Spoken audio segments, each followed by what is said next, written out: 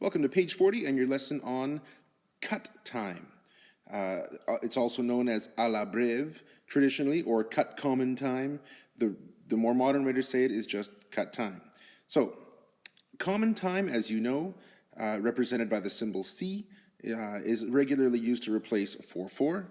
That's easy. The symbol, the letter C with a line through it, is often used to represent 2/2, which is our cut time. Now, I know a lot of you have, some of you have played in cut time, some of you have not.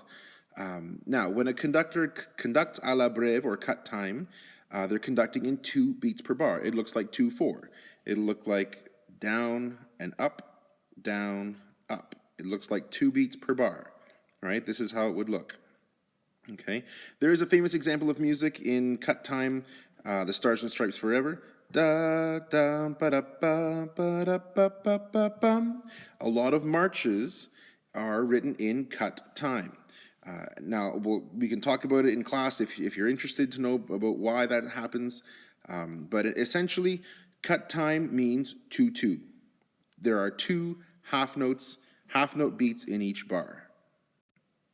And that essentially is the answer for the first question.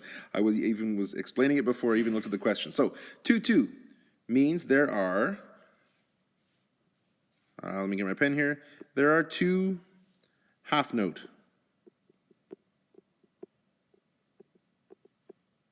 beats in each bar. Okay. So true or false, 2/2 is the same as cut common. Yes, it is. It's just another way of saying the same thing. Okay.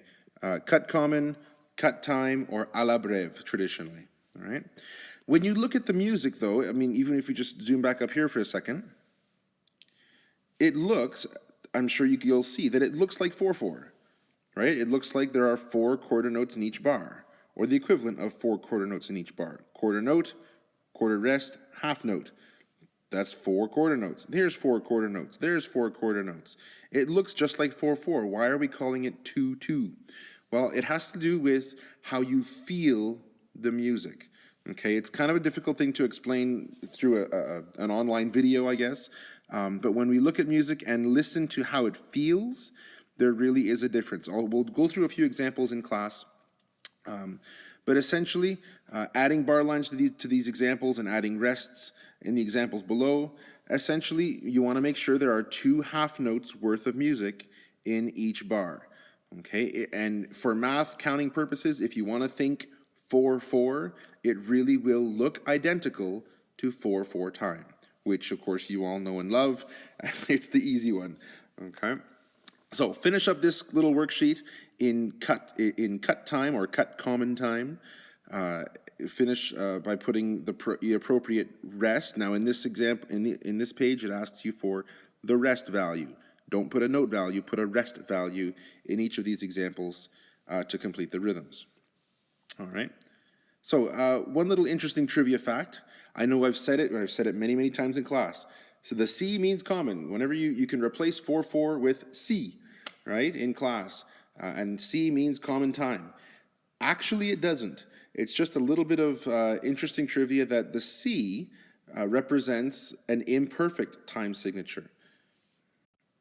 This tradition sort of dates back to sort of the 14th through the 17th century medieval music, when a lot of music was written for the church.